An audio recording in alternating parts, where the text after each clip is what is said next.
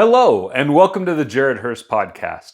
This podcast is about understanding ourselves, others, and the tools that you can use in order to transform your life. This week, we're going to be talking about reverting back to old patterns during times of emotional overwhelm. Now, that might sound like a big mouthful, but I promise it's going to make sense. First off, before I get into that, I want you to think a little bit about a trail on a mountain. If you're a hiker, this makes sense to you. If you're not a hiker, just bear with me for a moment. You should get the idea. Now, at some point, somewhere along the lines, somebody said, I want to get to this spot. And they went and they hiked on that. Now, there's probably some clear open spaces, but there was a lot of it where they had to go through grass and mat it down, and there was mud, and they matted it down. And eventually what happened is over time, people continued to take that same trail over and over again until there was a well-worn trail going to that destination, right? And at some point, if it's like any other trails that I've been on, at some point, somebody looked at it and said, I think there's a better way. I'm going to go this opposite direction, and I think we can get to the same destination if we take this route instead. And then other people found out about that alternative route. And eventually what happened is you have two trails that go to the exact same destination. Okay? Now, if you're a hiker, you've seen something like this. You've seen a situation where there's two trails going to the same point. If you're not a hiker, I'm sure you can imagine, okay? The point is this: that new trail doesn't get developed overnight. That original trail doesn't get developed overnight. It takes time and repetition in order for that trail to be made. Everything has to get matted down. Everything has to be worn down until all of a sudden there's this big rut. Now, let's say we've got these two trails. One is significantly better than the other, the new trail. But the old trail still exists because it doesn't just disappear overnight. Somebody comes along, they're hiking up this trail, they come to a fork in the road, they see two options, and they don't know which one to take. If they don't have something telling them which trail to take, they end up going on the old trail. And it only takes a couple of people going on that old trail in order to maintain it. Once that trail has been made, it is significantly easier to maintain than it is to get rid of it. It takes a lot of time without being used in order for that old trail to disappear. And in fact, it's pretty darn hard to get rid of an old trail. Well, why am I telling you this? Why are we talking about trails? Well, the same thing exists in your mind. At some point in your life, likely in your early childhood, you developed a trail in your mind, a path that led to a result. And that path and that result was finding a way to stay safe in various scenarios. We call them coping mechanisms. So at some point, you figured out, I am going to develop a coping mechanism in order to deal with this problem. And a lot of the times, those coping mechanisms are linked to specific emotions. If you watch it, if you look back at your life, you can see that there are certain emotions that have very defined patterns to those emotions. When I get angry, I often do this, this, and this. When I get sad, I often do this, this, and this. When I get depressed, I often do this. You have patterns that you developed at some point that made it easier for you to cope with the situation that you were going through. And those coping mechanisms, those trails, didn't necessarily have to be the best one. You had a 3-year-old, 5-year-old, 7-year-old, 11-year-old self that was making up this solution to this problem. Now, no offense to little kids, but they're probably not as great at coming up with solutions as somebody that's older, who has more experience, who's developed their knowledge at a different level. You're just not going to make the same kinds of decisions at 5, 6, and 7 as you are at 20, 30, and 40. And even if you developed some of your coping mechanisms at 20, at 30, last year, that doesn't always mean that the thing that you developed is necessarily the healthiest. So what happens is at some point you recognize that the way that you're dealing with life isn't the best way possible. Hopefully. There's a lot of us that go through life unaware for our entire life and just constantly going off of default programming that we developed as children or that we picked up somewhere along the way. And we continue on those patterns, on those paths for years to come. We never recognize that there is a new path and a new way that is better. So, why am I talking about this? At some point, if you did recognize that there was a new pattern, that there was a new path available to you, and you started forming that new path, it was not easy. It took time and it took repetition. And there are some things that can help make that path a little bit easier to develop, but that's another podcast episode. So as you went off and you made this new path, you're really proud of yourself. I have found a new way of dealing with this situation. But that old path is there, and it doesn't take much to maintain.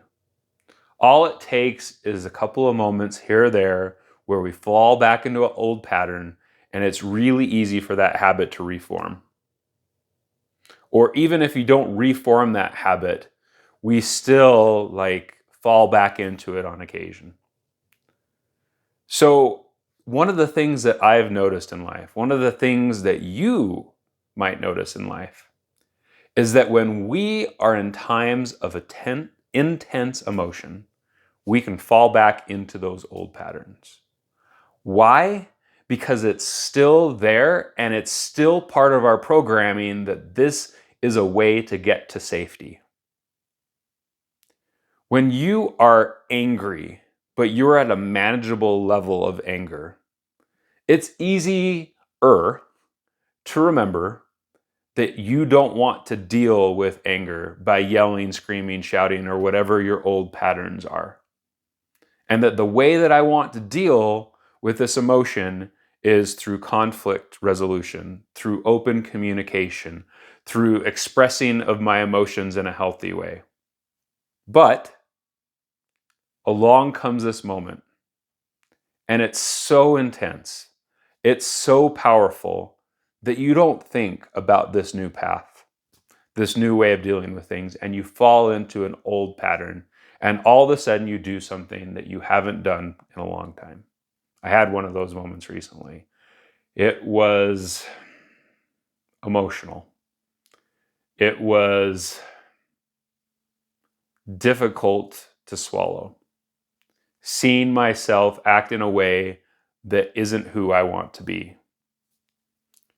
And when we have those moments, it can be really easy to get down on ourselves, to start being critical of ourselves and how can I possibly be here after all this time?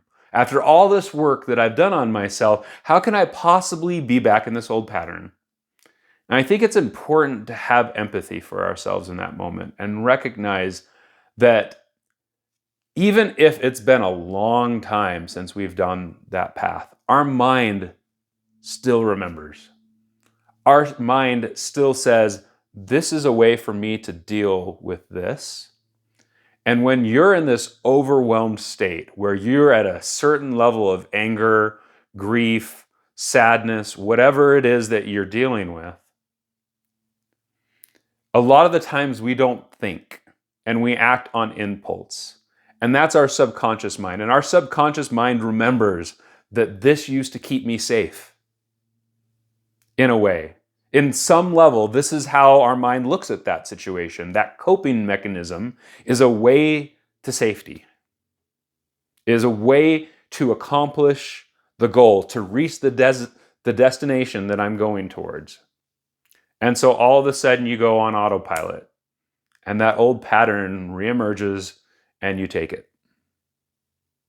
You ever had that when you're driving? You're going to get on the freeway and you mean to go north and you go south because you're so used to going to work every day that you just start driving towards work even though you're not going to work? Or whatever it is, right? You've all had that when you're driving where all of a sudden you realize, like, where am I going? It's that autopilot. It's that trained habitual behavior that is still inside of us because our conscious mind isn't at the wheel. It's our subconscious mind that's driving. So there's a couple of things. One, be empathetic, be patient with yourself when you fall back into those patterns. Recognize that changing that pattern, changing and creating that new trail takes time, takes effort, and that there are going to be times along the way where you fall back into that old way of dealing with things. So patience and empathy with ourselves is important. The other thing is recognizing the difference between going back into old patterns and healing a existing issue at a new level. So let's say that I have an issue with anger. And it used to be that every little thing irritated me or set me off. I started working on that. I started having a moment where I would pause and I'd start looking at how I can act in that moment and seeking to understand why I was feeling the way I was feeling. So I developed these really healthy ways of dealing with this. And all of a sudden, I'm not angry as much. I'm not irritated as often. Okay? Sounds great, right? And then all of a sudden, I feel this moment where I'm irritated or angry. It can be really easy to say, I am back in my old pattern. But that's not always true. Let's say there's levels to this. Let's say there's level 1, level 2, level 3, etc. And I've worked on it and I've got that basic level 1 down pat.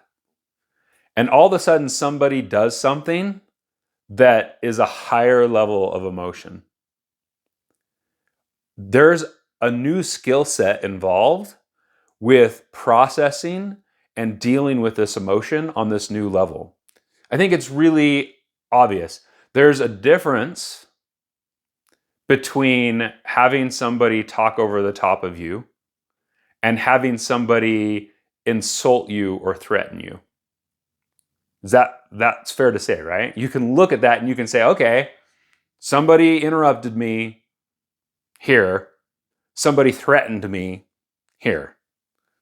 And I'm just using this for example's sake.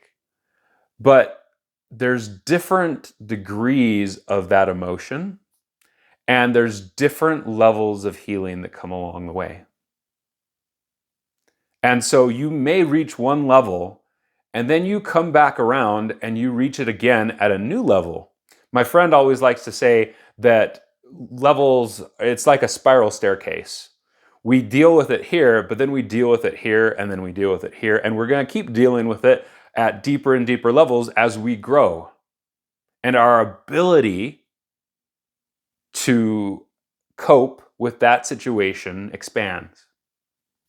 Now, you might go along, all of a sudden you're up at level 6. We're just using an example, right? And all of a sudden, something at level 2 triggers you and you fall back into that old pattern. That does not mean that you've gone from level 6 back down to level 2. It simply means that you have made a stop back at level 2, dealt with some more stuff at that level, and you are back where you were. And it may be one of those things that, you take a few steps back.